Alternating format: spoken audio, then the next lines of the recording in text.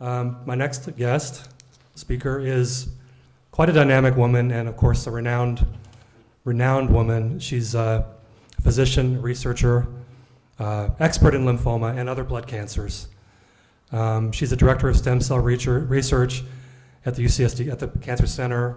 She has many, many titles, but she's an amazing woman, and she's also been known to be quite a good speaker. So, Dr. Catriona Jamieson.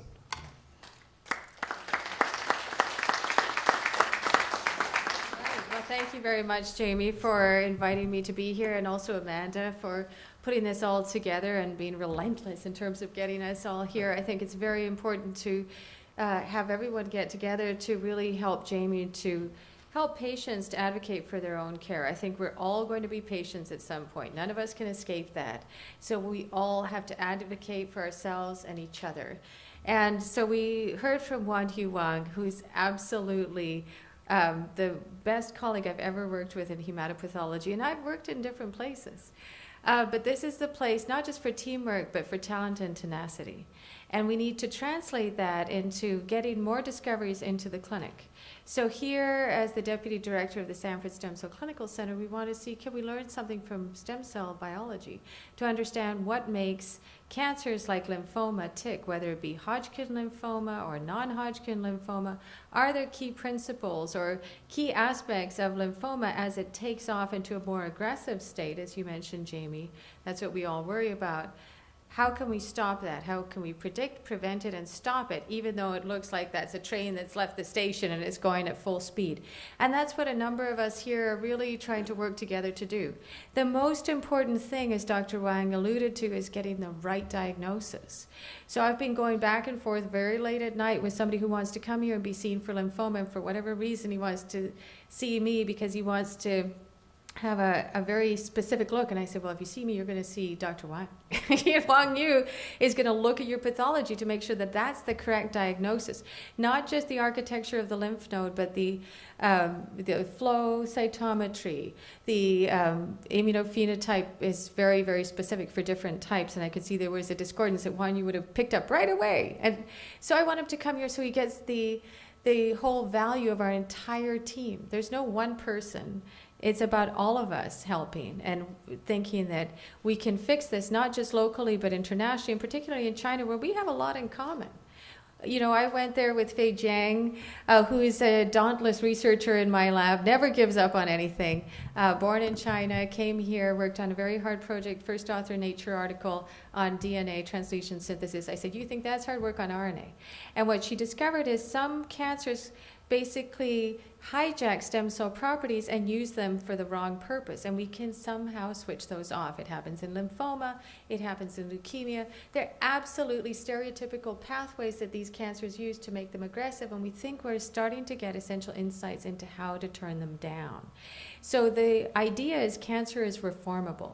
There may be 80 types of lymphoma, just like there are many ways to get across this country if you do United Airlines. It looks like an impossible map, but there are key hubs. So when I fly to Florida for the Leukemia Lymphoma Society board meeting at the end of this week, I'll have to go through Houston. You always have to go through a hub if you're flying through United. That's a key hub. You knock out Houston, it's going to be hard to get across the country.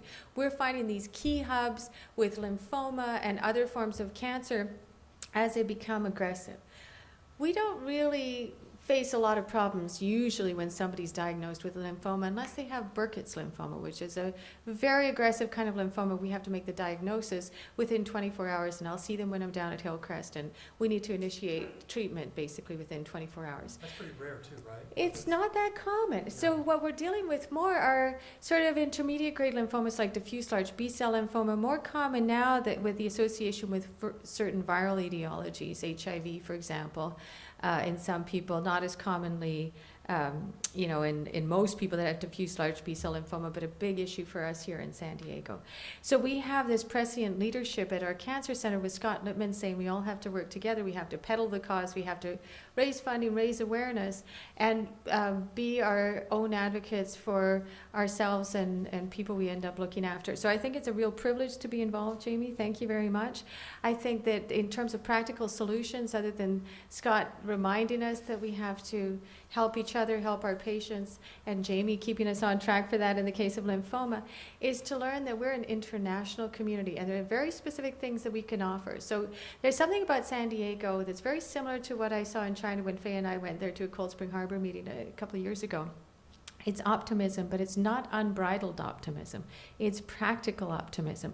So it was a very familiar culture because it's just like San Diego. So I think that we can come up with practical solutions. I think one is telemedicine, so we can actually share pathology. Not that you don't work hard enough already, Juan. You. We can talk about what our standards of care are. We should do that not just in terms of collaborating with China, but what about with our local community colleagues who are really struggling with the diagnosis, but they have the pathology slide. Can we look at that? Can we look at the molecular diagnostic features of that lymphoma? And the other thing is we should look more, instead of being like Debbie Downer and Saturday Night Live, we should look more at the positive aspects of lymphoma. Why are some people not relapsing, not progressing? What's special about that immune system that you're not progressing? We need to sequence people, do whole genome germline, meaning what did you inherit, what did you acquire, and then RNA sequencing to say why are some people just sitting there, and are there triggers like viral triggers or chronic infectious triggers that make it become more aggressive that we can dial down. So I think there's a huge effort on campus to do this, as you know, a lot of resources, and I think with the consulate here, we know about the Ministry of Science and Technology in China. Most has a memorandum of understanding with the California Institute for Regenerative Medicine. I think there are still collaborative research opportunities with $600 million left to spend from CIRM on translational and clinical research opportunities in the next 4 years. So that's tangible funding to help where you have really constructive projects like this. So I can see all sorts of things that could come from this, whether it's across the country, maybe collaborating with Florida and our friends there, Steve Neimer, and now having just met you. There are ways to build a program, and as you were mentioning earlier, there's an app for that, or there should be an app for that. Is there an app for that? There should be. Yes. There isn't. So if you help to build one in China, we want it here. And we want to work with you on that because we have to allow patients to feel empowered so that they know there are different ways to treat that cancer, but first and foremost, they need the right diagnosis. And they need Dr. Huan Yu Wang to make that diagnosis, and then the rest of us can get to work. Okay, thank you.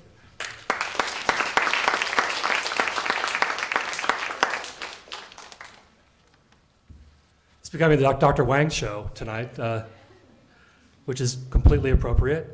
This is the guy that tells you exactly what's wrong with you. I mean, how could anybody be more important than that, right?